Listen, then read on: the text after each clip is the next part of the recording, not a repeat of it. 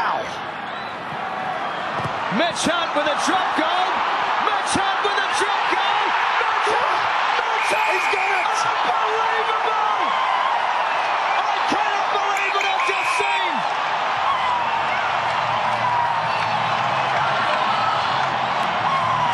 No way. He's come around the corner and as cool as you like slotted one of the greatest drop goals I've seen. Unbelievable. Intéressant ce sport. Il devrait gagner en popularité vu que cette année on organise la Coupe du Monde de rugby.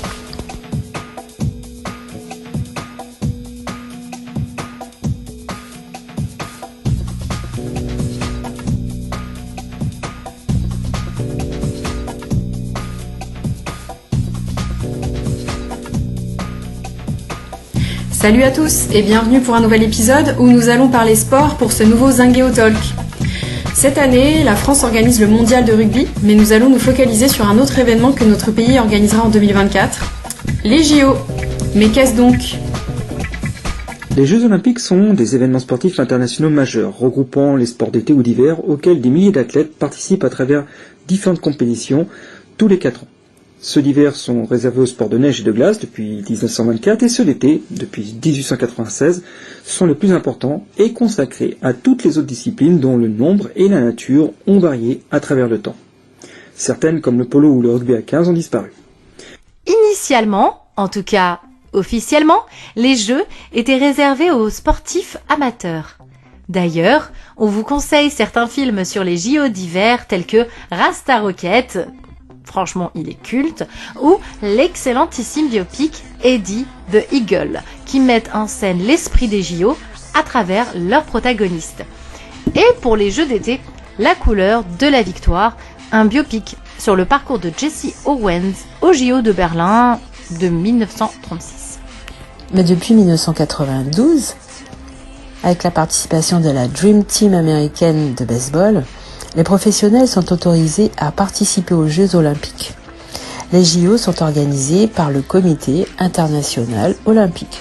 Ces Jeux sont aussi souvent l'occasion de voir de belles images. On pense notamment aux JO de Sydney où, en 2000, les aborigènes pourtant traités comme des moins que rien, ont vivement participé à la cérémonie d'ouverture. Bah oui, il fallait bien donner une belle image de l'Australie vue de l'étranger.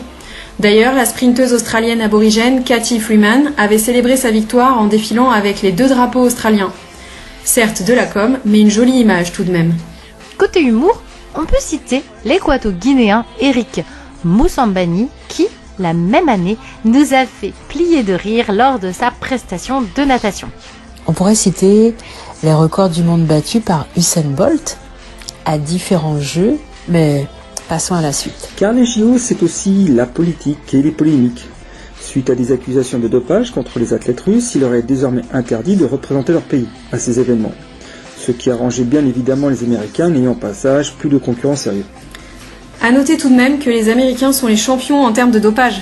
On peut citer Marion Jones qui, si elle n'avait pas largué son coach et mari de l'époque, n'aurait jamais été dénoncée par ce dernier, car malgré les contrôles, elle passait toujours entre les mailles du filet. Ce qui nous rappelle Lance Armstrong, qui, s'il ne s'était pas dénoncé lui-même, n'aurait jamais été inquiété. D'ailleurs, on note pas mal de dopés parmi les athlètes américains, en passant de Tim Montgomery à Maurice Green ou Tyson Gay, et la liste est longue, mais malgré ces scandales, les Américains ont toujours le droit de représenter leur pays. Et même le gros dopé qu'est Justin Gatlin, il a pu représenter son pays malgré la révélation de son dopage et a même remporté des médailles en 2012 et 2016 sous les huées des publics londoniens et brésiliens. Et donc, pour revenir aux athlètes russes, Oui, pardon, la World Athletic les autorise à participer aux Jeux depuis 2016 en statut neutre, 2 poids, 2 mesures. Mais les JO, c'est aussi et surtout un certain budget quant à l'organisation. Et certains pays en payent encore le prix aujourd'hui. Regardez la Grèce, qui en 2004 a organisé les JO d'Athènes, un budget initial de 4,6 milliards d'euros, pour déclarer ensuite 11 milliards, quand on sait qu'au final, c'est plus de 20 milliards qui ont été dépensés. Soit une augmentation minimum de 335%. Et oui. Pour rappel, en 2002, le déficit budgétaire de la Grèce avait atteint une part encore tolérable de 3,7% du PIB et ce taux avait grimpé à 7,5% l'année des JO. En l'espace d'un an, les dettes d'État sont montées de 182 à 201 milliards d'euros. Le chemin qui allait mener la Grèce au désastre de l'endettement était ainsi déjà tracé. Et suite aux Jeux, la zone olympique flambant neuve, plantée de bâtiments aux lignes épurées, s'est muée en village fantôme, tandis que le gazon verdoyant a laissé place à une lande piquée de mauvaises herbes. L'endroit est un îlot de solitude poussiéreux, clairement à l'abandon. La nuit, profitant de l'obscurité, des camions viennent y déverser illégalement des gravats et des encombrants. Quelques familles de Roms vivent sur le terrain dans des masures qu'ils ont fabriquées eux-mêmes. Les riverains l'appellent le Sahara, nous l'appellerions plutôt à la rédaction un énorme bidonville. Ouais, ça donne envie. L'Angleterre aussi a eu du mal à se relever des JO de Londres de 2012. Ayant officiellement coûté 9 milliards de livres aux contribuables britanniques, c'était déjà le double de ce qui avait été annoncé. Le Premier ministre de l'époque, David Cameron, avait promis un objectif de 13 milliards de livres de retombées. Bon, depuis silence radio, regardez ailleurs, il n'y a rien à voir. Ouais, ça me rappelle pas mal d'affaires. Hein. Mais contrairement à la Grèce qui a laissé moisir ses infrastructures, on essaie quand même de rentabiliser au max en Angleterre. Ce qui nous mène à Paris 2024, dont le budget annoncé de 6,5 milliards d'euros, qui repose entre guillemets sur l'utilisation à 95% de structures sportives existantes, est jugé irréaliste par les opposants à cette candidature. Tiens.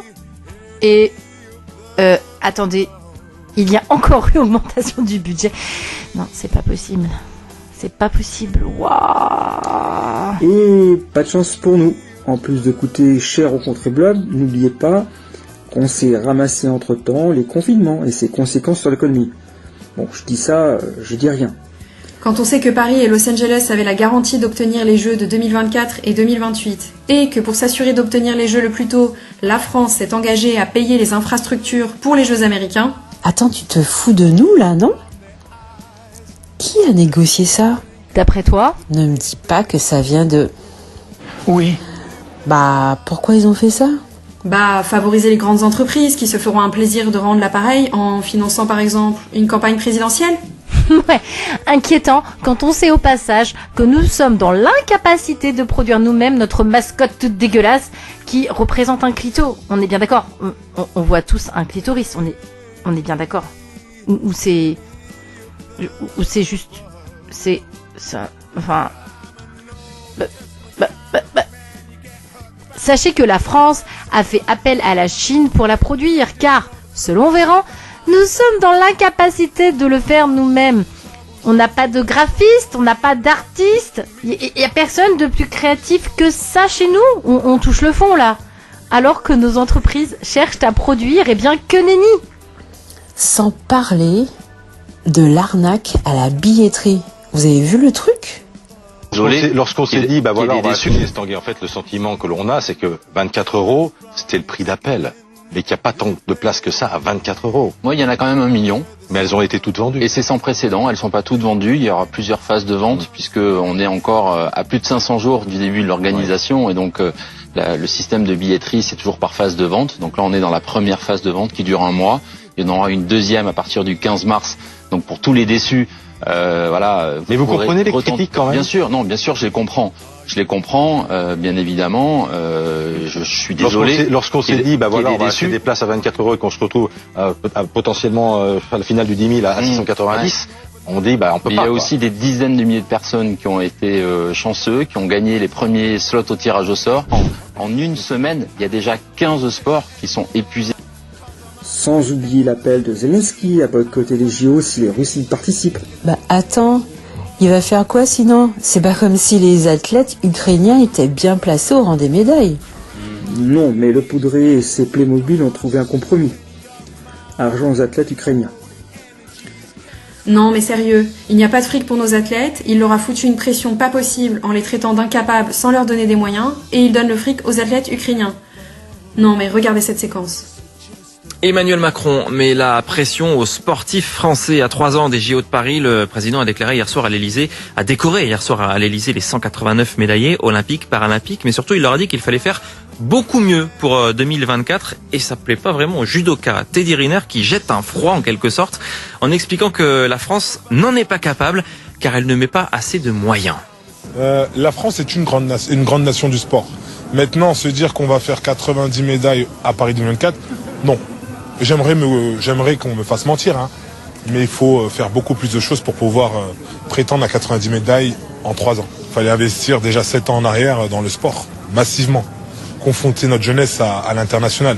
Alors, on pourra toujours se cacher derrière le Covid. Attends, il n'y a pas de fric pour nous, mais on en trouve... Pouh, non, je dis rien, parce que je vais devenir vulgaire là.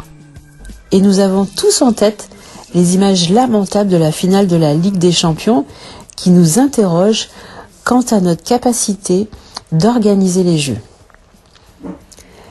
Chaos orchestré selon vous ? Eh bien, pourquoi pas, quand on sait que des moyens supplémentaires ont été mis en place pour la surveillance ou la reconnaissance faciale. Et pensez-vous que ces moyens seront abandonnés une fois que les JO seront terminés ? Et il faut être sur le pont avec un projet de loi pour l'organisation des Jeux Olympiques à Paris.